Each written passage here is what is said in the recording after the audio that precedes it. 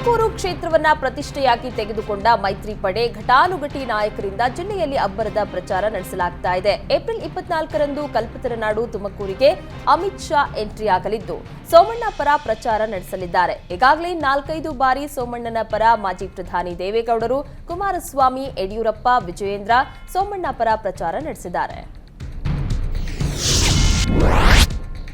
April 24ಕ್ಕೆ ಕೋಟೆನಾಡಿನಲ್ಲಿ Uttar Pradesh CM Yogi Adityanath BJP ಅಭ್ಯರ್ಥಿ ಗೋವಿಂದ ಕಾರಜೋಳ ಪರ ಪ್ರಚಾರ ನಡೆಸಲಿದ್ದಾರೆ. ಚಿತ್ರದುರ್ಗದಲ್ಲಿ ರೋಡ್ ಶೋ ಬದಲು ಹಳೆ ಮಾಧ್ಯಮಿಕ ಶಾಲೆ ಮೈದಾನದಲ್ಲಿ ಸಮಾವೇಶ ನಡೆಸಲಿದ್ದಾರೆ. ಈ ಮೊದಲು ರೋಡ್ ಶೋ ನಿಗದಿಯಾಗಿತ್ತು, ಆದರೆ ಈಗ ಸಮಾವೇಶ ನಡೆಸಲು ಬಿಜೆಪಿ ನಾಯಕರು ನಿರ್ಧಾರ ಮಾಡಿದ್ದಾರೆ. ಕರ್ನಾಟಕ ಮಹಾಸಂಗ್ರಾಮದಲ್ಲಿ ಸ್ಟಾರ್ ಪ್ರಚಾರಕರ ಅಬ್ಬರ ಜೋರಾಗಿದೆ. ರಾಹುಲ್ ಗಾಂಧಿ ಬಳಿಕ ನಾಳೆ ಪ್ರಿಯಾಂಕಾ ಗಾಂಧಿ ರಾಜ್ಯಕ್ಕೆ ಎಂಟ್ರಿ ಕೊಡಲಿದ್ದು, ಕೋಟೆನಾಡು, ಚಿತ್ರದುರ್ಗ ಹಾಗೂ ಬೆಂಗಳೂರು ದಕ್ಷಿಣದಲ್ಲಿ ಅಬ್ಬರದ ಪ್ರಚಾರ ನಡೆಸಲಿದ್ದಾರೆ.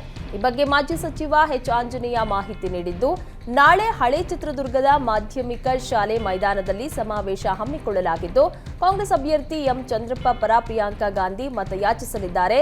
ಇನ್ನು ಕಾರ್ಯಕ್ರಮದಲ್ಲಿ ಸಿಎಂ ಸಿದ್ದರಾಮಯ್ಯ ಸೇರಿ ಹಲವು ಗಣ್ಯರು ಭಾಗಿಯಾಗಲಿದ್ದಾರೆ. ಮೈಸೂರು ಲೋಕಸಭೆ ರಣಕಣ ರಂಗೇರಿದೆ. ಸಿಎಂ ತವರು ಜಿಲ್ಲೆಯಲ್ಲಿ ವಿಜಯೇಂದ್ರ ಹಿಂದುಳಿದ ವರ್ಗಗಳ ಸಮಾವೇಶ ನಡೆಸಿದ್ದಾರೆ. ಕಾಯಕ ಸಮಾಜಗಳ ಸಮಾವೇಶ ನಡೆಸುವ ಮೂಲಕ ಅಹಿಂದ ನಾಯಕ ಸಿದ್ದರಾಮಯ್ಯಗೆ ಸೆಡ್ ಹೊಡೆದಿದ್ದಾರೆ. ಸಮಾವೇಶದಲ್ಲಿ ಮಾಜಿ ಸಚಿವ ವಿಜಯಶಂಕರ್, ವಿಧಾನ ಪರಿಷತ್ ಸದಸ್ಯ ವಿಶ್ವನಾಥ್ ಸೇರಿದಂತೆ ಹಲವು ನಾಯಕರು ಭಾಗಿಯಾಗಿದ್ರು. ಇದೇ ಸಮಾವೇಶದಲ್ಲಿ ಮಾತನಾಡಿದ ಕುಮಾರಸ್ವಾಮಿ ಕಾಂಗ್ರೆಸ್ ವಿರುದ್ಧ ಕಿಡಿಕಾರಿದ್ದಾರೆ. 2 ದಿನಗಳಿಂದ ಚೊಂಬು ಹಿಡ್ಕೊಂಡು ಓಡಾಡ್ತವ್ರೆ, ಮಂಡ್ಯಕ್ಕೆ ಏನ್ ಕೊಟ್ರಿ ಎಂದ ಡಿಕೆಶಿಯನ್ನ ಎಚ್ಡಿಕೆ ಪ್ರಶ್ನಿಸಿದ್ರು. ಮಾಜಿ ಸ್ಪೀಕರ್ ರಮೇಶ್ ಕುಮಾರ್ ಪ್ರಧಾನಿ ಮೋದಿಯನ್ನ ಶನಿಗೆ ಹೋಲಿಸಿದ್ದಾರೆ. ಮೋದಿ ದೇಶಕ್ಕೆ ಹಿಡಿದಿರುವ ಶನಿ ಎಂದು ಲಘು ಹೇಳಿಕೆ ಕೊಟ್ಟಿದ್ದಾರೆ. ಈ ಶನಿ ಇಂದಿರಾ ಗಾಂಧಿ ಕೂತಿದ್ದ ಸೀಟಲ್ಲಿ ಕೂತಿದೆ. ದೇಶಕ್ಕೆ ಹಿಡಿದಿರುವ ಈ ಶನಿ ಆದಷ್ಟು ಬೇಗ ಹೋಗ್ಲಿ. ಜೂನ್ 4ರ ಫಲಿತಾಂಶಕ್ಕೆ ಕಾಯ್ತಾ ಇದ್ದೇವೆ. ಈ ಶನಿ ಹೋಗ್ಲಿ ಅಂತ ದೇವರಿಗೆ ಬೇಡ್ಕೊಂಡಿದ್ದೀನಿ ಅಂತ ಕೋಲಾರದಲ್ಲಿ ರಮೇಶ್ ಕುಮಾರ್ ಹೇಳಿದ್ದಾರೆ. ವಿಧಾನಸಭೆಯಲ್ಲಿ ಬಿಜೆಪಿ ವಿರುದ್ಧ ಸಿಎಂ ಅಸ್ತ್ರ ಪ್ರಯೋಗಿಸಿದ್ದ ಕಾಂಗ್ರೆಸ್ ಲೋಕಸಭೆಯಲ್ಲಿ ಚೊಂಬಿನ ವ್ಯೂಹ ಹೆಣೆದಿದೆ. ರಾಜ್ಯಕ್ಕೆ ಕೇಂದ್ರದ ಬಿಜೆಪಿ ಸರ್ಕಾರ ಅನ್ಯಾಯ ಮಾಡಿದೆ ಅಂತ ಕಾಂಗ್ರೆಸ್ ನಾಯಕರು ಆಕ್ರೋಶ ವ್ಯಕ್ತಪಡಿಸಿದ್ದಾರೆ. ಮೋದಿ ಮಾಡೆಲ್ ಅಂದ್ರೆ ಖಾಲಿ ಚೊಂಬು ಮಾಡೆಲ್ ಎಂದು ವ್ಯಂಗ್ಯವಾಡಿದ್ದಾರೆ. ಇನ್ನು ಸಂವಿಧಾನ ಬದಲಾಯಿಸಲು ಬಿಜೆಪಿ 400 ಸೀಟ್ ಕೇಳ್ತಾ ಇದೆ. ಸುಮ್ಮನೆ ನಾವು ಸಂವಿಧಾನ ಬದಲಾವಣೆ ಮಾಡೋದಿಲ್ಲ ಅಂತ ಹೇಳ್ತಾ ಇದ್ದಾರೆ ಅಂತ ಆರೋಪಿಸಿದ್ರು. ಸಂವಿಧಾನ ಬದಲಾವಣೆ ಮಾಡುವುದು ಬಿಜೆಪಿ ಡಿಎನ್ಎಯಲ್ಲೇ ಇದೆ. ಬಿಜೆಪಿ ದಲಿತ, ರೈತ, ಮಹಿಳಾ ವಿರೋಧಿಯಾಗಿದೆ ಅಂತ ಹೇಳಿದ್ರು. ಕಾಂಗ್ರೆಸ್ ಬಿಜೆಪಿ ಮಧ್ಯೆ ಚೊಂಬು ಗಲಾಟೆ ತಾರಕಕ್ಕೇರಿದೆ. ಕಾಂಗ್ರೆಸ್ ಖಾಲಿ ಚೊಂಬನ್ನ ಮೋದಿ ಅಕ್ಷಯ ಪಾತ್ರೆ ಮಾಡಿದ್ದಾರೆ ಎಂಬ ದೇವೇಗೌಡ ಹೇಳಿಕೆಗೆ ಸಿಎಂ ಸಿದ್ದರಾಮಯ್ಯ ಕಿಡಿಕಾರಿದ್ದಾರೆ. ದೇವೇಗೌಡರು ಸುಳ್ಳು ಹೇಳಿ ಮೋದಿಯನ್ನ ಹೊಗಳಿದ್ದಾರೆ. ಮೋದಿಯ ಖಾಲಿ ಚೊಂಬು ಅಕ್ಷಯ ಪಾತ್ರೆಯಂತೆ ಕಾಣಿಸಿದ್ದ ಹೇಗೆ? ಅಕ್ಷಯ ಪಾತ್ರೆ ಕೊಟ್ಟಿದ್ರೆ ದೇಶದ ಸಾಲ ಯಾಕೆ ಹೆಚ್ಚಾಯಿತು ಅಂತ ಪ್ರಶ್ನಿಸಿದ್ದಾರೆ. ಮಾಜಿ ಪ್ರಧಾನಿ ದೇವೇಗೌಡ ಬಗ್ಗೆ ಮಾಜಿ ಸ್ಪೀಕರ್ ರಮೇಶ್ ಕುಮಾರ್ ವ್ಯಂಗ್ಯವಾಡಿದ್ದಾರೆ. ರೈತನ ಮಗ ಅಂತ ಪ್ರಧಾನಿ ಮಾಡಿದ್ವಿ, ಮಗನನ್ನ ಸಿಎಂ ಮಾಡಿದ್ವಿ. ಆದ್ರೆ ಇಬ್ರು ಬಿಜೆಪಿ ಜೊತೆಗೆ ಸೇರಿ 3 ಸೀಟು ಪಡೆದುಕೊಂಡಿದ್ದಾರೆ. ಅದರಲ್ಲೂ ಒಂದು ಮಗನಿಗೆ, ಇನ್ನೊಂದು ಮೊಮ್ಮಗನಿಗೆ ಅಂತ ವ್ಯಂಗ್ಯವಾಡಿದ್ದಾರೆ. ಅಳಿಯನನ್ನ ನಿಮ್ಮ ಲೆಕ್ಕದಲ್ಲಿ ಕೊಡಿ ಅಂತ ಬಿಜೆಪಿಗೆ ಕಳುಹಿಸಿದ್ರು. ಇವರ ಹಣೆ ಬರಹಕ್ಕೆ ಅವರತ್ರ ಹೋಗಿ ಸಲಾಂ ಹೊಡಿತಾ ಇದ್ದಾರೆ ಅಂತ ಮಾಜಿ ಸ್ಪೀಕರ್ ರಮೇಶ್ ಕುಮಾರ್ ಕಿಡಿಕಾರಿದ್ದಾರೆ. ಲೋಕಸಭೆ ಚುನಾವಣೆಯಲ್ಲಿ ಚೊಂಬು ಪಾಲಿಟಿಕ್ಸ್ ಜೋರಾಗಿದೆ. ಮೋದಿ ಬರುವಾಗ ಕಾಂಗ್ರೆಸ್ ನಾಯಕರು ಚೊಂಬು ತೋರಿಸಿದ್ರು. ಮೋದಿ ಬೆಂಗಳೂರಿಗೆ ಬಂದು ವಾಪಸ್ಸಾದ ಬಳಿಕ ಸಿಎಂ ಸಿದ್ದರಾಮಯ್ಯ ಟ್ವೀಟ್ನಲ್ಲಿ ವಾಗ್ದಾಳಿ ನಡೆಸಿದ್ದಾರೆ.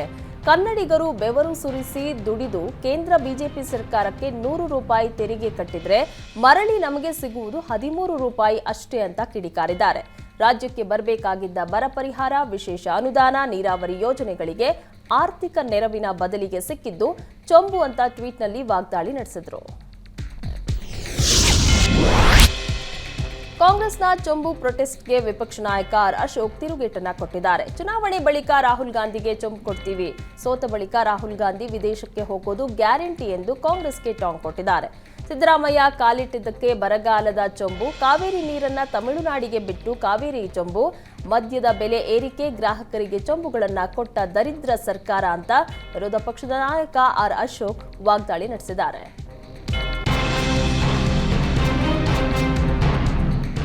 ಸಿದ್ದರಾಮಯ್ಯ ಸರ್ಕಾರದಲ್ಲಿ ಕನ್ನಡಿಗರ ಬದುಕಿಗೆ ಗ್ಯಾರಂಟಿ ಇಲ್ಲ ಎಂದು ಮಾಜಿ ಸಿಎಂ ಯಡಿಯೂರಪ್ಪ ಆರೋಪಿಸಿದ್ದಾರೆ. ಗ್ಯಾರಂಟಿ ಪ್ರಸ್ತಾಪಿಸಿ ಕಾಂಗ್ರೆಸ್ ಸರ್ಕಾರವನ್ನ ಬಿಎಸ್ವೈ ತರಾಟೆಗೆ ತೆಗೆದುಕೊಂಡಿದ್ದಾರೆ. ನೀರಿಗಿಲ್ಲ ಗ್ಯಾರಂಟಿ, ಮಹಿಳೆಯರಿಗೆ ಗ್ಯಾರಂಟಿ ಇಲ್ಲ, ಗಲಭೆಕೋರರಿಗೆ ಭಯೋತ್ಪಾದಕರಿಗೆ ರಕ್ಷಣೆ ಗ್ಯಾರಂಟಿ ಆಗಿದೆ. ಕನ್ನಡಿಗರು ಬದುಕಿನ ಗ್ಯಾರಂಟಿ ಕಳೆದುಕೊಂಡಿದ್ದಾರೆ. ರಾಜ್ಯದಲ್ಲಿ ಕೊಲೆ, ಹಲ್ಲೆ, ದೌರ್ಜನ್ಯ ಪ್ರಕರಣಗಳು ಹೆಚ್ಚಾಗ್ತಾ ಇವೆ. ಇದೊಂದು ಕ್ರೂರ ಸರ್ಕಾರವಾಗಿದೆ. ಕಾಂಗ್ರೆಸ್ ಸರ್ಕಾರ ಮತಾಂಧರಿಗೆ ರಕ್ಷಣೆ ನೀಡುತ್ತಾ ಇದೆ ಅಂತ ಕಟು ಶಬ್ದಗಳಲ್ಲಿ ಟೀಕಿಸಿದ್ದಾರೆ. ಮಾಲಿಕಯ್ಯ ಗುತ್ತೇದಾರ್ ಸೇರಿದಂತೆ ಹಲವರು ಪಕ್ಷ ಬಿಟ್ಟಿರುವುದು ಚುನಾವಣೆಯ ಮೇಲೆ ಯಾವುದೇ ಪರಿಣಾಮ ಬೀರೋದಿಲ್ಲ ಅಂತ ಬಿಜೆಪಿ ಅಭ್ಯರ್ಥಿ ಉಮೇಶ್ ಜಾಧವ್ ಹೇಳಿದ್ದಾರೆ. ಕಳೆದ ಬಾರಿ ಪ್ರಚಾರ ಸಂದರ್ಭದಲ್ಲಿ ಪ್ರಧಾನಿ ನರೇಂದ್ರ ಮೋದಿ ಹೇಳಿದ ಮಾತು ನಿಜವಾಗಿದೆ. ಈಗ ನಿಮ್ಮ ಜೊತೆಗಿದ್ದವರು ಮುಂದೆ 5 ವರ್ಷದ ನಂತರ ಇರುವುದು ಕಷ್ಟ ಅಂತ ಮೋದಿ ಹೇಳಿದ್ರು. ಮೋದಿ ಮಾತು ನಿಜವಾಗಿದೆ. ಮಾಲಿಕಯ್ಯ ಪಕ್ಷ ಬಿಟ್ಟಿರೋದ್ರಿಂದ ನನಗೇನು ಆತಂಕ ಇಲ್ಲ ಅಂತ ಕಲಬುರಗಿ ಬಿಜೆಪಿ ಅಭ್ಯರ್ಥಿ ಉಮೇಶ್ ಜಾಧವ್ ತಿಳಿಸಿದ್ರು. ಮೈಸೂರು ಕೊಡಗು ಲೋಕಸಭಾ ಕ್ಷೇತ್ರದ ಬಿಜೆಪಿ ಅಭ್ಯರ್ಥಿ ಯದುವೀರ್ ಗೆಲುವಿಗೆ ಮಹಿಳೆಯರು ಚಾಮುಂಡೇಶ್ವರಿ ತಾಯಿ ಮೊರೆ ಹೋಗಿದ್ದಾರೆ. ಬಿಜೆಪಿ ನಾಯಕಿ ಹೇಮಾ ನಂದೀಶ್ ನೇತೃತ್ವದಲ್ಲಿ ಸಾವಿರಾರು ಮಹಿಳೆಯರು ಚಾಮುಂಡಿ ಬೆಟ್ಟದ ಮೆಟ್ಟಿಲು ಹತ್ತಿದ್ದಾರೆ. ಚಾಮುಂಡಿ ಬೆಟ್ಟದ ಮೆಟ್ಟಿಲು ಹತ್ತುವ ಕಾರ್ಯಕ್ಕೆ ಶಾಸಕ ಶ್ರೀವತ್ಸ ಚಾಲನೆ ಕೊಟ್ಟರು. ಈ ವೇಳೆ ಮಾಜಿ ಸಚಿವ ರಾಮದಾಸ್, ಬಿಜೆಪಿ ನಗರಾಧ್ಯಕ್ಷ ನಾಗೇಂದ್ರ, ಗ್ರಾಮಾಂತರ ಅಧ್ಯಕ್ಷ ಮಹದೇವಸ್ವಾಮಿ ಭಾಗಿಯಾಗಿದ್ದರು. ಚಾಮರಾಜನಗರ ಲೋಕಸಭೆ ಕ್ಷೇತ್ರದ ರಣಕಣ ರಂಗೇರಿದೆ. ಬಿಜೆಪಿ ಸಂಸದ ಶ್ರೀನಿವಾಸ್ ಪ್ರಸಾದ್ ಬೆಂಬಲ ಪಡೆಯುವುದಕ್ಕೆ ಕಾಂಗ್ರೆಸ್ ಮತ್ತು ಬಿಜೆಪಿ ನಾಯಕರು ಕಸರತ್ತು ನಡೆಸಿದ್ರು. ಸ್ವತಃ ಸಿಎಂ ಹಳೆಯ ಗೆಳೆಯನನ್ನ ಭೇಟಿ ಮಾಡಿ ಕಾಂಗ್ರೆಸ್ ಬೆಂಬಲಿಸುವಂತೆ ಮನವಿ ಮಾಡಿದ್ರು. ಆದ್ರೀಗ ಸಚಿವ ಮಹದೇವಪ್ಪ ಸ್ವಕ್ಷೇತ್ರದಲ್ಲೇ ಸುನಿಲ್ ಬೋಸ್ಗೆ ಮಾಜಿ ಸಿಎಂ ಕುಮಾರಸ್ವಾಮಿ ಚೆಕ್ ಮೇಟ್ ಕೊಟ್ಟಿದ್ದಾರೆ.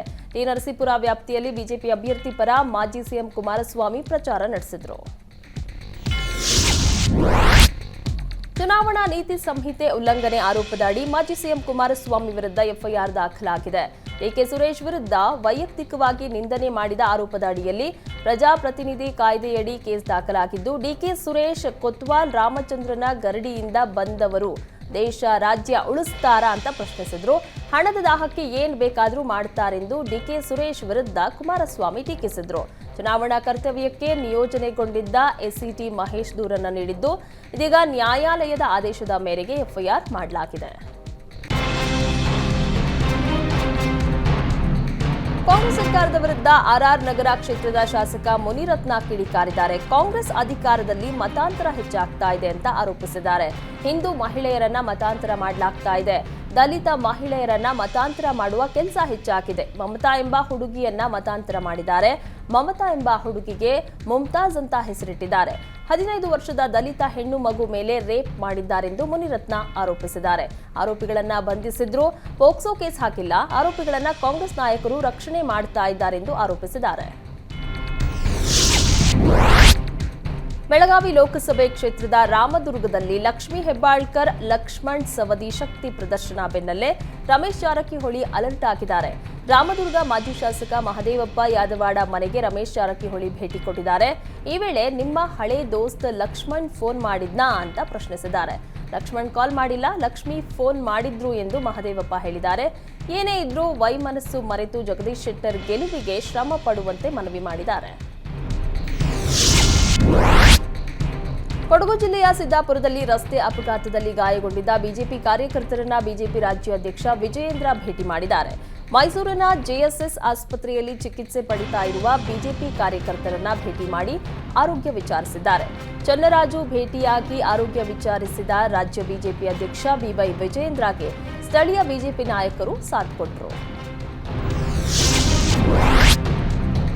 ಪ್ರಧಾನಿ ಮೋದಿ ಕಾರ್ಯಕ್ರಮದ ವೇಳೆ ಚಂಬು ಹಿಡಿದು ನಲಪಾಡ್ ಹೈಡ್ರಾಮಾ ನಡೆಸಿದ್ರು. ಪ್ರತಿಭಟನೆ ವೇಳೆ ನಲಪಾಡ್ ಜೊತೆ ರೌಡಿ ಶೀಟರ್ ಜಾನಿ ಕಾಣಿಸಿಕೊಂಡಿದ್ದಾನೆ.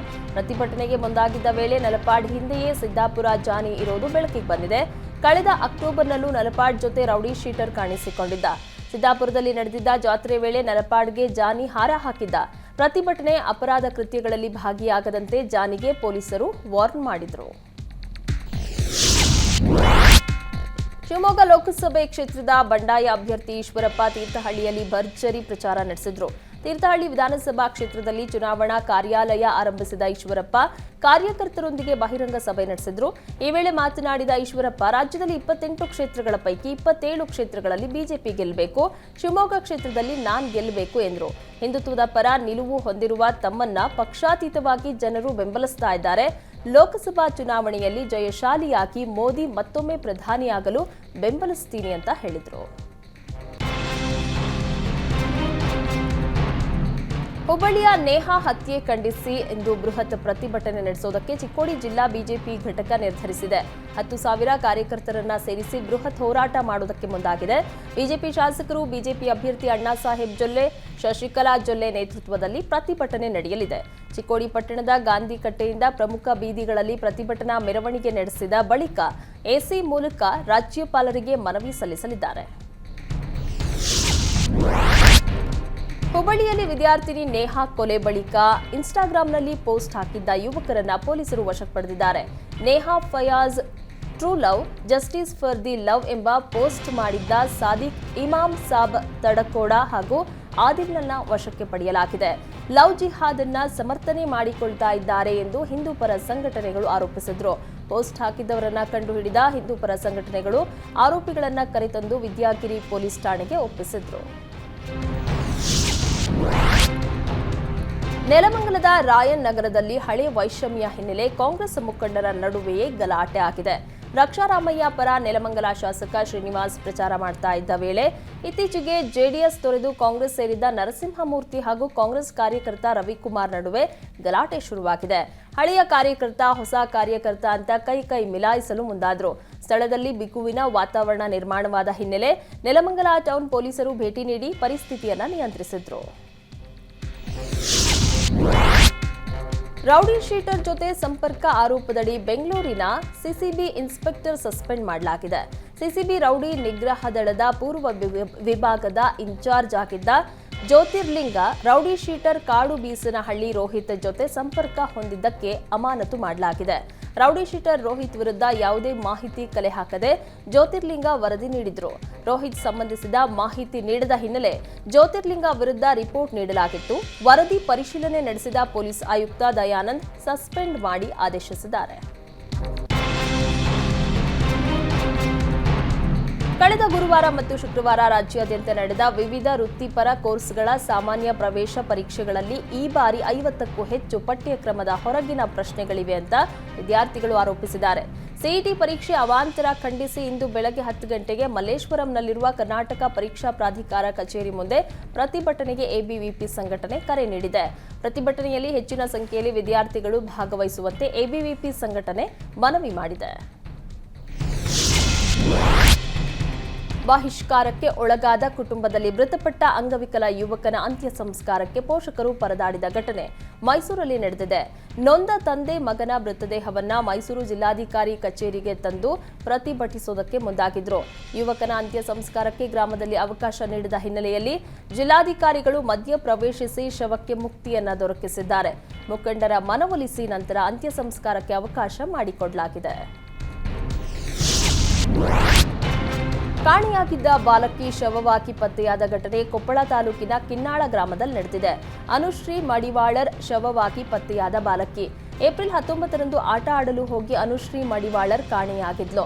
ಮನೆಯ ಹತ್ತಿರದ ಪಾಳು ಬಿದ್ದ ಮನೆಯಲ್ಲಿ ಅನುಶ್ರೀ ಮಡಿವಾಳರ್ ಶವ ಪತ್ತೆಯಾಗಿದೆ. ಅನುಶ್ರೀಯನ್ನ ಕೊಲೆ ಮಾಡಿದ್ದಾರೆಂದು ಪೊಲೀಸರು ಆರೋಪಿಸಿದ್ದಾರೆ. ಇನ್ನು ಘಟನಾ ಸ್ಥಳಕ್ಕೆ ಕೊಪ್ಪಳ ಗ್ರಾಮೀಣ ಠಾಣೆಯ ಪೊಲೀಸರು ಭೇಟಿ ನೀಡಿ ಪರಿಶೀಲನೆ ನಡೆಸಿದ್ದಾರೆ. ಈ ಕುರಿತು ಕೊಪ್ಪಳ ಗ್ರಾಮೀಣ ಠಾಣೆಯಲ್ಲಿ ಪ್ರಕರಣ ದಾಖಲಾಗಿದೆ.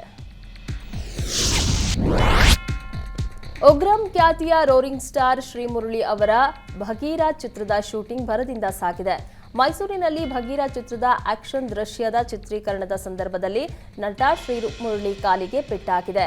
ಮಣಿಪಾಲ್ ಆಸ್ಪತ್ರೆಗೆ ನಟ ಶ್ರೀಮುರಳಿ ಅವರನ್ನ ದಾಖಲಿಸಲಾಗಿದೆ. ವೈದ್ಯರು ನಟ ಶ್ರೀಮುರಳಿಗೆ ಚಿಕಿತ್ಸೆಯನ್ನ ಮುಂದುವರೆಸಿದ್ದಾರೆ.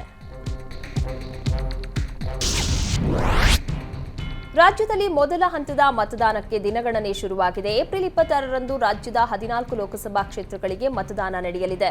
ಆದರೆ ಲೋಕಸಭೆ ಅಖಾಡದಲ್ಲಿ ಕುರುಡು ಕಾಂಚಾಣ ಸದ್ದು ಮಾಡ್ತಾ ಇದೆ. ವಿಜಯಪುರ ಜಿಲ್ಲೆಯ ಮನಗೂಳಿ ಚೆಕ್ಪೋಸ್ಟ್ನಲ್ಲಿ ದಾಖಲೆ ಇಲ್ಲದೆ ಸಾಗಿಸ್ತಾ ಇದ್ದ 50 ಲಕ್ಷ ಹಣವನ್ನ ಪೊಲೀಸರು ಜಪ್ತಿ ಮಾಡಿದ್ದಾರೆ. ಹಣ ಸಾಗಿಸ್ತಾ ಇದ್ದ ವಾಹನ ಇಬ್ಬರನ್ನ ಪೊಲೀಸರು ವಶಕ್ಕೆ ಪಡೆದಿದ್ದಾರೆ. ಹಣದ ಮೂಲದ ಬಗ್ಗೆ ಪೊಲೀಸರು ತನಿಖೆ ಮುಂದುವರೆಸಿದ್ದಾರೆ. ಈ ಕುರಿತು ಮನಗೂಳಿ ಪೊಲೀಸ್ ಠಾಣೆಯಲ್ಲಿ ಪ್ರಕರಣ ದಾಖಲಾಗಿದೆ. ತುಳುನಾಡಿನಲ್ಲಿ ದೈವಗಳ ಆರಾಧನೆ ಬಗ್ಗೆ ವಿಶೇಷವಾದ ಶ್ರದ್ಧೆ, ನಂಬಿಕೆ ಇದೆ. ನಿಗದಿತ ದಿನದಂದು ದೈವಾರಾಧನೆ ನಡೆಯಬೇಕು ಅಂದರೆ ಕುಟುಂಬದವರೆಲ್ಲ ಎಲ್ಲೇ ಇದ್ದರೂ ಬಂದು ಸೇರ್ತಾರೆ. ದೈವದ ಮೇಲಿನ ಭಯಕ್ಕಿಂತಲೂ ಆರಾಧನೆಯ ಕುರಿತಾದ ಶ್ರದ್ಧೆ ಇಲ್ಲಿನ ವಿಶೇಷ. ಪ್ರಾಕೃತಿಕ ವಿಕೋಪಗಳನ್ನು ಲೆಕ್ಕಿಸದೆ ದೈವದ ಆರಾಧನೆ ನಡೆದ ಅಪರೂಪದ ಪ್ರಸಂಗ ಉಡುಪಿಯಲ್ಲಿ ನಡೆದಿದೆ. 2 ದಿನಗಳ ಹಿಂದೆ ಜಿಲ್ಲಾದ್ಯಂತ ವ್ಯಾಪಕ ಮಳೆಯಾಗ್ತಾ ಇದೆ. ಆ ದಿನ ಅನೇಕ ದೇವಸ್ಥಾನಗಳಲ್ಲಿ ನೇಮೋತ್ಸವಗಳು ಏರ್ಪಟ್ಟಿದ್ವು. ಮಳೆಯ ತೀವ್ರತೆಯನ್ನು ಲೆಕ್ಕಿಸದೆ ದೈವದ ಪಾತ್ರಿಗಳು ಮಳೆಯಲ್ಲಿ ನೆನೆಯುತ್ತಲೇ ಆರಾಧನೆ ನಡೆಸಿದ ಅಪರೂಪದ ಘಟನೆ ನಡೆದಿದೆ. ಉಡುಪಿಯ ಪಡುಬಿದ್ರಿ ಪದ್ರದ ಬೆಟ್ಟ ದೈವರಾಜ ಕೊಡಬಂಬು ದೇವಸ್ಥಾನದ ವಾರ್ಷಿಕ ನೇಮೋತ್ಸವದಲ್ಲಿನ ಅಪರೂಪದ ಸನ್ನಿವೇಶ ಇದಾಗಿದೆ. ಅಂತಾರಾಜ್ಯ ಕಳ್ಳನನ್ನ ಬಂಧಿಸುವಲ್ಲಿ ಉಡುಪಿಯ ಕೋಟಾ ಪೊಲೀಸರು ಯಶಸ್ವಿಯಾಗಿದ್ದಾರೆ. ಬಿಹಾರ ಮೂಲದ 35 ವರ್ಷದ ಮೊಹಮ್ಮದ್ ಇರ್ಫಾನ್ ಬಂಧನವಾಗಿದೆ. ಕದ್ದ ಹಣವನ್ನ ಬಡವರಿಗೆ ಹಂಚುವ ಮೂಲಕ ಇರ್ಫಾನ್ ಪ್ರಸಿದ್ಧಿ ಪಡೆದಿದ್ದ. ಹೀಗಾಗಿ ರಾಬಿನ್ ಹುಡ್ ಎಂದಲೇ ಮೊಹಮ್ಮದ್ ಇರ್ಫಾನ್ ಪ್ರಖ್ಯಾತನಾಗಿದ್ದ. ಈತನ ವಿರುದ್ಧ ವಿವಿಧ ರಾಜ್ಯಗಳಲ್ಲಿ ಒಟ್ಟು 15 ಪ್ರಕರಣಗಳು ದಾಖಲಾಗಿವೆ. ವಿಜಯಪುರ ಜಿಲ್ಲೆಯಲ್ಲಿ ಅಕ್ರಮ ಮದ್ಯ ಮಾರಾಟ ಎಗ್ಗಿಲ್ಲದೆ ನಡೀತಾ ಇದೆ. ಮದ್ಯ ಮಾರಲು ಬಂದವರನ್ನ ಗ್ರಾಮಸ್ಥರು ಹಿಡಿದಿದ್ದಾರೆ. ಈ ವೇಳೆ ಸ್ಥಳಕ್ಕೆ ಬಂದ ಅಬಕಾರಿ ಅಧಿಕಾರಿಗಳಿಗೆ ಬಂಗಾರಗುಂಡ ಗ್ರಾಮಸ್ಥರು ಘೇರಾವ್ ಹಾಕಿದ್ದಾರೆ. ಬಂಗಾರಗುಂಡ ಗ್ರಾಮದಲ್ಲಿ ಅಕ್ರಮ ಮದ್ಯ ಮಾರಾಟ ನಿಲ್ಲಿಸುವಂತೆ ಗ್ರಾಮಸ್ಥರು ಆಕ್ರೋಶ ಹೊರಹಾಕಿದ್ದಾರೆ. ಬೆಂಗಳೂರಿನಲ್ಲಿ ಮಾಜಿ ಮೇಯರ್ ಮನೆಯಲ್ಲಿ ಕಳ್ಳತನವಾಗಿದೆ. ಸಂಜಯ್ ನಗರದಲ್ಲಿರುವ ಮಾಜಿ ಮೇಯರ್ ನಾರಾಯಣಸ್ವಾಮಿ ಮನೆಯಲ್ಲಿ 1.5 ಕೋಟಿ ರೂಪಾಯಿ ಮೊತ್ತದ ಬೆಲೆ ಬಾಳುವ ವಸ್ತುಗಳು, ನಗದನ್ನ ಸೆಕ್ಯೂರಿಟಿ ಗಾರ್ಡ್ ಕದ್ದು ಎಸ್ಕೇಪ್ ಆಗಿದ್ದಾನೆ. ಮನೆಯಲ್ಲಿ ಯಾರೂ ಇಲ್ಲದಾಗ ಮನೆ ಒಳಗೆ ಹೋಗಿ ಲಾಕರ್ಗಳನ್ನು ತೆಗೆದಿದ್ದಾನೆ. 99,75,000 ರೂಪಾಯಿ ಮೌಲ್ಯದ 1,425 ಗ್ರಾಂ ಚಿನ್ನಾಭರಣ, 18,92,000 ಮೌಲ್ಯದ 22 ಕೆಜಿ ಬೆಳ್ಳಿ ವಸ್ತುಗಳು, 6.50 ಲಕ್ಷ ರೂಪಾಯಿ ಮೌಲ್ಯದ 3 ವಾಚ್ಗಳು, 4 ಲಕ್ಷ ರೂಪಾಯಿ ನಗದು ಕದ್ದು ಸೆಕ್ಯೂರಿಟಿ ಗಾರ್ಡ್ ಎಸ್ಕೇಪ್ ಆಗಿದ್ದಾನೆ. ಹಲಸೂರು ಬಿಡಿಎ ಪಾರ್ಕ್ನಲ್ಲಿ ನಡೆದಿದ್ದ ಕೊಲೆ ಪ್ರಕರಣದ 5 ಆರೋಪಿಗಳನ್ನು ಪೊಲೀಸರು ಬಂಧಿಸಿದ್ದಾರೆ. ಸಂತೋಷ್, ಪವನ್, ರಂಜಿತ್, ವಿನೋದ್, ಮ್ಯಾಥ್ಯೂ ಹಾಗೂ ರಂಗನಾಥ್ ಬಂಧಿತ ಆರೋಪಿಗಳಾಗಿದ್ದಾರೆ. ಹಲಸೂರು ಪಲ್ಲಕ್ಕಿ ಉತ್ಸವದ ವೇಳೆ ಸತೀಶ್ ಎಂಬಾತನ ಕೊಲೆ ಮಾಡಲಾಗಿತ್ತು. ಪ್ರಕರಣ ದಾಖಲಿಸಿ ತನಿಖೆ ಆರಂಭಿಸಿದ ಪೊಲೀಸರು ಕೊನೆಗೂ ಆರೋಪಿಗಳನ್ನು ಬಂಧಿಸಿ ಕಂಬಿ ಹಿಂದೆ ತಳ್ಳಿದ್ದಾರೆ. ದೇಶದಲ್ಲಿ 7 ಹಂತದಲ್ಲಿ ನಡೀತಾ ಇರುವ ಲೋಕಸಭೆ ಚುನಾವಣೆಯಲ್ಲಿ ಈಗಾಗಲೇ ಮೊದಲ ಹಂತದ ಮತದಾನ ಮುಕ್ತಾಯಗೊಂಡಿದೆ. 102 ಕ್ಷೇತ್ರಗಳ ಭವಿಷ್ಯ ಮತಪೆಟ್ಟಿಗೆಯಲ್ಲಿ ಭದ್ರವಾಗಿದೆ. ಏಪ್ರಿಲ್ 26ಕ್ಕೆ 2ನೇ ಹಂತದ ವೋಟಿಂಗ್ಗೆ ಕೌಂಟ್ಡೌನ್ ಶುರುವಾಗಿದೆ. ಜಾರ್ಖಂಡ್ನ ರಾಂಚಿಯಲ್ಲಿ ಇಂಡಿಯಾ ಕೂಟದ ನಾಯಕರು ರ್ಯಾಲಿ ಆಯೋಜಿಸಿದ್ರು. ಆದರೆ ರ್ಯಾಲಿಯಲ್ಲಿ ಪ್ರಮುಖ ನಾಯಕರು ಗೈರಾಗಿದ್ರು. ರಾಂಚಿಯ ಪ್ರಭಾತ ತಾರಾ ಮೈದಾನದಲ್ಲಿ ನಡೆದ ಸಮಾವೇಶದಲ್ಲಿ ಇಂಡಿ ಕೂಟದ ಸ್ಟಾರ್ ನಾಯಕರೇ ಗೈರಾಗಿದ್ರು. ರಾಹುಲ್ ಗಾಂಧಿ, ಮಹಾರಾಷ್ಟ್ರ ಮಾಜಿ ಸಿಎಂ ಉದ್ಧವ್ ಸೇರಿ ಹಲವರು ಅಬ್ಸೆಂಟ್ ಆಗಿದ್ರು. ರಾಹುಲ್ ಅನಾರೋಗ್ಯ ಹಿನ್ನೆಲೆ ಗೈರಾಗಿರೋದಾಗಿ ಹೇಳಿಕೊಂಡಿದ್ರೆ, ಉದ್ಧವ್ ಠಾಕ್ರೆ ಮಹಾರಾಷ್ಟ್ರದಲ್ಲಿ ಪ್ರಚಾರದ ಕಾರಣ ಹೇಳಿ ರಾಂಚಿ ಸಮಾವೇಶಕ್ಕೆ ಹಾಜರಾಗಿಲ್ಲ. ಇಂಡಿಯಾ ಮಿತ್ರ ಕೂಟದ ನಾಯಕರು ಹೋದಲ್ಲೆಲ್ಲ ಮೋದಿ ಸರ್ಕಾರದ ವಿರುದ್ಧ ಗುಡುಗಿದ್ರೆ, ಇತ್ತ ಪ್ರಧಾನಿ ಮೋದಿ ಕೂಡ ಕೌಂಟರ್ ಕೊಡ್ತಾ ಇದ್ದಾರೆ. ಇಂದು ರಾಜಸ್ಥಾನದ ಜಲೋರ್ನಲ್ಲಿ ನಡೆದ ಬಿಜೆಪಿ ಸಮಾವೇಶದಲ್ಲಿ ಇಂಡಿಯಾ ಮೈತ್ರಿಯ ಗಾಳಿಪಟ ಹಾರುವ ಮುನ್ನವೇ ಅದರ ದಾರ ಹರಿದು ಬಿದ್ದಿದೆ. ಚುನಾವಣೆಗೂ ಮುನ್ನ ಸೀಟಿಗಾಗಿ ಬಡಿದಾಡಿದವರು ಅಧಿಕಾರಕ್ಕೆ ಬಂದರೆ ಲೂಟಿ ಹೊಡೆಯಲು ಬಡಿದಾಡೋದು ನಿಶ್ಚಿತ ಅಂತ ಲೇವಡಿ ಮಾಡಿದ್ರು. ಬಿಜೆಪಿ ಸರ್ಕಾರದ ವಿರುದ್ಧ ಕಾಂಗ್ರೆಸ್ ಹಿರಿಯ ನಾಯಕ ಪಿ ಚಿದಂಬರಂ ವಾಗ್ದಾಳಿ ನಡೆಸಿದ್ದಾರೆ. ಬಿಜೆಪಿ ಪಕ್ಷವು ಸಾಂಪ್ರದಾಯಿಕ ರಾಜಕೀಯ ಪಕ್ಷವಾಗಿ ಉಳಿದಿಲ್ಲ, ಬದಲಿಗೆ ಮೋದಿಯನ್ನ ಆರಾಧಿಸುವ ಮತ್ತು ಪ್ರಚಾರದ ಪಂಥವಾಗಿ ಮಾರ್ಪಟ್ಟಿದೆ ಅಂತ ಆರೋಪಿಸಿದ್ದಾರೆ. 10 ವರ್ಷಗಳ ಮೋದಿ ಆಡಳಿತದಲ್ಲಿ ವಾಕ್ ಮತ್ತು ಅಭಿವ್ಯಕ್ತಿ ಸ್ವಾತಂತ್ರ್ಯದ ಗಂಭೀರ ಹಗರಣ ನಡೀತಾ ಇದೆ. ಹೀಗಾಗಿ ದೇಶದಲ್ಲಿ ಪ್ರಜಾಪ್ರಭುತ್ವವನ್ನ ಮರುಸ್ಥಾಪಿಸಲು ಜನರು ಮುಂದಾಗಬೇಕು ಎಂದರು. ಮೋದಿ ಸರ್ಕಾರ ಜಾರಿಗೆ ತಂದಿರುವ ವಿವಾದಾತ್ಮಕ ಪೌರತ್ವ ತಿದ್ದುಪಡಿ ಕಾಯ್ದೆಯನ್ನ ಕಾಂಗ್ರೆಸ್ ಪ್ರಣಾಳಿಕೆಯಲ್ಲಿ ಉಲ್ಲೇಖಿಸದಿದ್ದರೂ ಇಂಡಿಯಾ ಮೈತ್ರಿಕೂಟ ಅಧಿಕಾರಕ್ಕೆ ಬಂದ ನಂತರ ಅದನ್ನ ರದ್ದುಗೊಳಿಸಲಾಗುವುದು. ತಮಿಳುನಾಡಿನ ಎಲ್ಲ 39 ಸ್ಥಾನಗಳು ಮತ್ತು ಪುದುಚೇರಿಯ 1 ಸ್ಥಾನವನ್ನ ಇಂಡಿಯಾ ಮೈತ್ರಿಕೂಟ ಗೆಲ್ಲುತ್ತದೆ ಅಂತ ಭವಿಷ್ಯ ನುಡಿದರು. ಲೋಕಸಭೆ ಸಮರದ ಹೊತ್ತಲ್ಲೇ ಕೇರಳದ ವಯನಾಡು ಕಾಂಗ್ರೆಸ್ನಲ್ಲಿ ಭಾರೀ ಬೆಳವಣಿಗೆ ಆಗಿದೆ. ಕಾಂಗ್ರೆಸ್ ನಾಯಕ ರಾಹುಲ್ ಗಾಂಧಿ ಸ್ಪರ್ಧಿಸಿರುವ ಕೇರಳದ ವಯನಾಡಲ್ಲೇ ಜಿಲ್ಲಾ ಕಾಂಗ್ರೆಸ್ ಪ್ರಧಾನ ಕಾರ್ಯದರ್ಶಿ ಪಿಎಂ ಸುಧಾಕರನ್ ಬಿಜೆಪಿ ಸೇರಿದ್ದಾರೆ. ಇದರಿಂದ ರಾಹುಲ್ ಗಾಂಧಿಗೆ ಕೊಂಚ ಹಿನ್ನಡೆಯಾಗಿದೆ. ಬಿಜೆಪಿ ಸೇರ್ಪಡೆ ಬಳಿಕ ಮಾತನಾಡಿದ ಸುಧಾಕರನ್, ರಾಹುಲ್ ಗಾಂಧಿ ಯಾರ ಕೈಗೂ ಸಿಗೋದಿಲ್ಲ ಎಂದು ಆರೋಪಿಸಿದ್ದಾರೆ.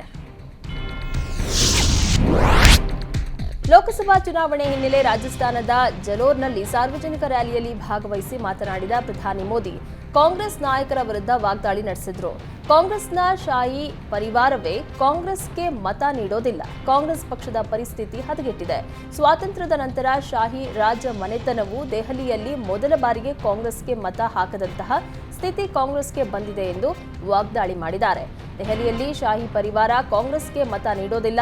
ರಾಜಸ್ಥಾನದಲ್ಲಿ ಕಾಂಗ್ರೆಸ್ನ ನಾಯಕರೇ ಮನೆ ಮನೆಗೆ ತೆರಳಿ ಕಾಂಗ್ರೆಸ್ಗೆ ಮತ ಹಾಕಬೇಡಿ ಅಂತ ಹೇಳ್ತಾ ಇದ್ದಾರೆ. ಇದು ಕಾಂಗ್ರೆಸ್ನ ಸದ್ಯದ ಪರಿಸ್ಥಿತಿಯಾಗಿದೆ. ಈ ಪಕ್ಷದ ಮೇಲೆ ಹೇಗೆ ಭರವಸೆ ಇಡಲು ಸಾಧ್ಯ ಎಂದು ಪ್ರಧಾನಿ ಮೋದಿ ಪ್ರಶ್ನಿಸಿದರು. ಅಮೇಥಿಯಿಂದ ರಾಹುಲ್ ಗಾಂಧಿ ಸ್ಪರ್ಧಿಸುತ್ತಾರೆ ಅಂತ ಪ್ರಧಾನಿ ನರೇಂದ್ರ ಮೋದಿ ಪರೋಕ್ಷವಾಗಿ ಟಾಂಗ್ ಕೊಟ್ಟಿದ್ದಾರೆ. ವಯನಾಡಿನಲ್ಲಿ ಏಪ್ರಿಲ್ 26ರಂದು ಮತದಾನ ಮುಗಿದ ಬಳಿಕ ರಾಹುಲ್ ಗಾಂಧಿ ಮತ್ತೊಂದು ಕ್ಷೇತ್ರದಿಂದ ಸ್ಪರ್ಧಿಸುವುದಾಗಿ ಘೋಷಿಸುತ್ತಾರೆ ಎಂದು ಪ್ರಧಾನಿ ನರೇಂದ್ರ ಮೋದಿ ಲೇವಡಿ ಮಾಡಿದ್ದಾರೆ. ಕಾಂಗ್ರೆಸ್ ಸೋಲನ್ನ ಒಪ್ಪಿಕೊಂಡಿದೆ. ಹಿರಿಯ ನಾಯಕರು ಲೋಕಸಭೆಗೆ ಸ್ಪರ್ಧಿಸುವ ಬದಲು ರಾಜ್ಯಸಭೆಗೆ ಹೋಗ್ತಾ ಇದ್ದಾರೆ ಎಂದರು. 2019ರಲ್ಲಿ ಅಮೇಥಿಯಿಂದ ಓಡಿ ಹೋದಂತೆ ಕೇರಳದ ವಯನಾಡಿನಲ್ಲೂ ಜನ ಬೆಂಬಲ ಪಡೆಯುವುದು ಕಷ್ಟವಾಗಿರೋದ್ರಿಂದ ಅಲ್ಲಿಂದಲೂ ಓಡಿ ಹೋಗ್ತಾರೆ ಎಂದು ಮೋದಿ ಟೀಕಿಸಿದ್ದಾರೆ. ಲೋಕಸಭೆ ಚುನಾವಣಾ ಅಖಾಡದಲ್ಲಿ ಚುನಾವಣಾ ಬಾಂಡ್ ಮತ್ತೆ ಸದ್ದು ಮಾಡ್ತಾ ಇದೆ. ಕೇಂದ್ರದಲ್ಲಿ ಮತ್ತೆ ಮೋದಿ ನೇತೃತ್ವದ ಬಿಜೆಪಿ ಸರ್ಕಾರ ಬಂದರೆ ಚುನಾವಣಾ ಮತ್ತೆ ಜಾರಿಗೆ ಬರಲಿದೆ ಎಂದು ವಿತ್ತ ಸಚಿವೆ ನಿರ್ಮಲಾ ಸೀತಾರಾಮನ್ ಸ್ಫೋಟಕ ಹೇಳಿಕೆ ಕೊಟ್ಟಿದ್ದಾರೆ. ಖಾಸಗಿ ನ್ಯೂಸ್ ಚಾನೆಲ್ ಸಂದರ್ಶನವೊಂದರಲ್ಲಿ ಚುನಾವಣಾ ಬಾಂಡ್ಗಳ ಬಗ್ಗೆ ಮಾತನಾಡಿದ ವಿತ್ತ ಸಚಿವೆ ನಿರ್ಮಲಾ ಸೀತಾರಾಮನ್, ಚುನಾವಣೆ ಬಳಿಕ ಚುನಾವಣಾ ಬಾಂಡ್ಗಳು ಮತ್ತೆ ಚಾಲ್ತಿಗೆ ಬರಬಹುದು. 2024ರ ಲೋಕಸಭೆ ಚುನಾವಣೆಯಲ್ಲಿ ಚುನಾವಣಾ ಬಾಂಡ್ಗಳ ವಿಷಯದಲ್ಲಿ ಪ್ರತಿಪಕ್ಷಗಳು ಬಿಜೆಪಿಯ ಮೇಲೆ ದಾಳಿ ಮಾಡ್ತಾ ಇವೆ. ಇದು ದೇಶದ ಅತಿದೊಡ್ಡ ಹಗರಣ ಎಂದು ಪ್ರತಿಪಕ್ಷಗಳು ಹೇಳ್ತಾ ಇವೆ. ಆದರೆ ವಿಪಕ್ಷಗಳ ಆರೋಪದಲ್ಲಿ ಯಾವುದೇ ಹುರುಳಿಲ್ಲ ಅಂತ ತಿಳಿಸಿದರು.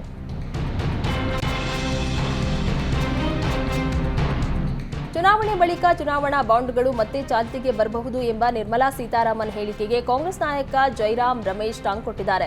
ಚುನಾವಣಾ ಬಾಂಡ್ ಕಾನೂನು ಬಾಹಿರ ಎಂದು ಸುಪ್ರೀಂ ಕೋರ್ಟ್ ಘೋಷಿಸಿದೆ. ಚುನಾವಣಾ ಬಾಂಡ್ ಅಸಂವಿಧಾನಿಕ ಅಂತ ಕರೆಯಲಾಗ್ತಾ ಇದೆ.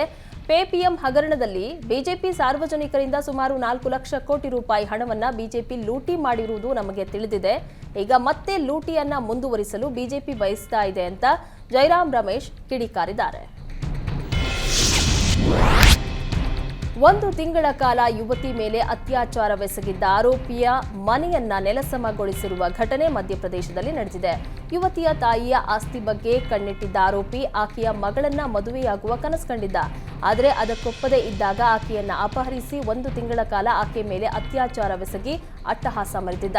ಇದೀಗ 1 ತಿಂಗಳ ಕಾಲ ಯುವತಿಗೆ ಚಿತ್ರಹಿಂಸೆ ನೀಡ್ತಾ ಇದ್ದ ವ್ಯಕ್ತಿಯ ಮನೆಯ ಈಗ ನೆಲಸಮ ಆಗಿದೆ. ಮಣಿಪುರದ ಇನ್ನರ್ ಲೋಕಸಭಾ ಕ್ಷೇತ್ರದ 11 ಮತಗಟ್ಟೆಗಳಲ್ಲಿ ಇಂದು ಮರು ಮತದಾನ ನಡೆಯಲಿದೆ. ಏಪ್ರಿಲ್ 19ರಂದು ಲೋಕಸಭೆ ಚುನಾವಣೆಯ ಮೊದಲ ಹಂತದ ಮತದಾನದ ವೇಳೆ ಈ ಬೂತ್ಗಳಲ್ಲಿ ಬೆಂಕಿ, ಹಿಂಸಾಚಾರ ಮತ್ತು ವಿಧ್ವಂಸಕ ಕೃತ್ಯಗಳು ನಡೆದಿದ್ವು. ಈ ಸಂಬಂಧ ಚುನಾವಣಾ ಆಯೋಗ ಮರು ಮತದಾನಕ್ಕೆ ಆದೇಶಿಸಿತ್ತು. ಮಣಿಪುರದ ಇನ್ನರ್ ಲೋಕಸಭಾ ಕ್ಷೇತ್ರದ 11 ಬೂತ್ಗಳಲ್ಲಿ ಮರು ಮತದಾನ ನಡೆಯಲಿದೆ. ಏಪ್ರಿಲ್ 19ರಂದು ಮಣಿಪುರದಲ್ಲಿ 72% ಮತದಾನ ನಡೆದಿತ್ತು. ದೆಹಲಿ ಅಬಕಾರಿ ನೀತಿ ಸಂಬಂಧಿತ ಅಕ್ರಮ ಹಣ ವರ್ಗಾವಣೆ ಪ್ರಕರಣದ ತನಿಖೆಗೆ ಸಂಬಂಧಿಸಿದಂತೆ ಇಡಿ ನೀಡಿರುವ ಸಮನ್ಸ್ಗಳನ್ನು ಪ್ರಶ್ನಿಸಿ ಮುಖ್ಯಮಂತ್ರಿ ಅರವಿಂದ್ ಕೇಜ್ರಿವಾಲ್ ಸಲ್ಲಿಸಿರುವ ಅರ್ಜಿ ಬಗ್ಗೆ ಇಂದು ದೆಹಲಿ ಹೈಕೋರ್ಟ್ ವಿಚಾರಣೆ ನಡೆಸಲಿದೆ. ಮಾರ್ಚ್ 21ರಂದು ದೆಹಲಿ ಅಬಕಾರಿ ನೀತಿ ಅಕ್ರಮ ಸಂಬಂಧ ಸಿಎಂ ಅರವಿಂದ್ ಕೇಜ್ರಿವಾಲ್ರನ್ನ ಇಡಿ ಬಂಧನ ಮಾಡಿತ್ತು. ಇಸ್ರೇಲ್ ಮತ್ತು ಇರಾನ್ ಮಧ್ಯೆ ನಡೀತಾ ಇರುವ ತಿಕ್ಕಾಟ ಅತಿರೇಕಕ್ಕೆ ಹೋದಂತೆ ಕಾಣ್ತಾ ಇದೆ. ಎರಡೂ ದೇಶಗಳು ಎಚ್ಚರಿಕೆಯ ಹೆಜ್ಜೆ ಇಡ್ತಾ ಇವೆ. ಮೊದಲಿಗೆ ಇರಾನ್ ರಾಯಭಾರಿ ಕಚೇರಿ ಮೇಲೆ ಇಸ್ರೇಲ್ ಕ್ಷಿಪಣಿ ದಾಳಿಯಾಗಿತ್ತು. ಇದಕ್ಕೆ ಪ್ರತೀಕಾರವಾಗಿ ಇಸ್ರೇಲ್ ಮೇಲೆ ಇರಾನ್ ಕ್ಷಿಪಣಿ ದಾಳಿ ಮಾಡಿತ್ತು. ಇಸ್ರೇಲ್ನ ರಕ್ಷಣಾ ಕವಚ ಈ ಕ್ಷಿಪಣಿಗಳನ್ನು ಬಹಳ ದೂರದಲ್ಲೇ ನಾಶ ಮಾಡಿದ್ವು. ಅದಾದ ಬಳಿಕ ಇಸ್ರೇಲ್ನಿಂದ ಇರಾನ್ ಮೇಲೆ ಪ್ರತಿದಾಳಿಯಾಗಿದೆ. ಈ ಘಟನೆ ಮಧ್ಯಪ್ರಾಚ್ಯದಲ್ಲಿ ದೊಡ್ಡ ಸಂಘರ್ಷಕ್ಕೆ ಎಡೆ ಮಾಡಿಕೊಡುವ ಸಾಧ್ಯತೆ ಇತ್ತು.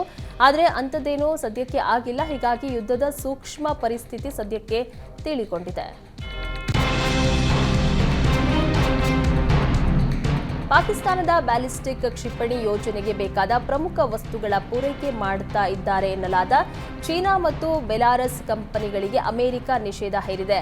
ಚೀನಾದ 3 ಕಂಪನಿಗಳಾದ Longde technology development, Tianjin creative source, grain ಪೆಕ್ಟ್ ಕೋ ಕಂಪನಿಗಳಿಗೆ ಅಮೆರಿಕ ನಿಷೇಧ ಹೇರಿದೆ. ಇನ್ನು ಬೆಲಾರಸ್ ದೇಶದ ಮಿನ್ಸ್ಡ್ ವಿಲ್ ಟ್ರ್ಯಾಕ್ಟರ್ ಪ್ಲಾಂಟ್ ಕಂಪನಿಯು ಅಮೆರಿಕದಿಂದ ನಿಷೇಧಿತವಾಗಿದೆ.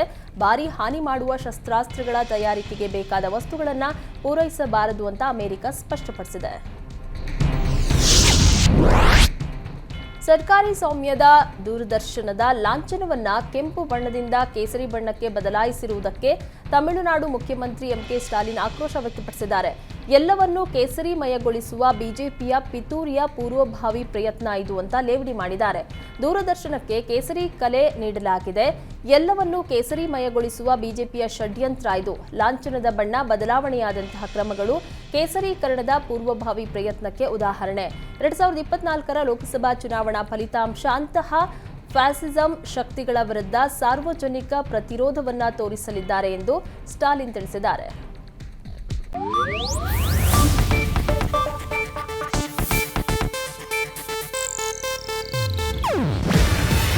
ಇದು ಏಷ್ಯಾನೆಟ್ ನ್ಯೂಸ್ ನೆಟ್ವರ್ಕ್ ಪ್ರಸ್ತುತಿ.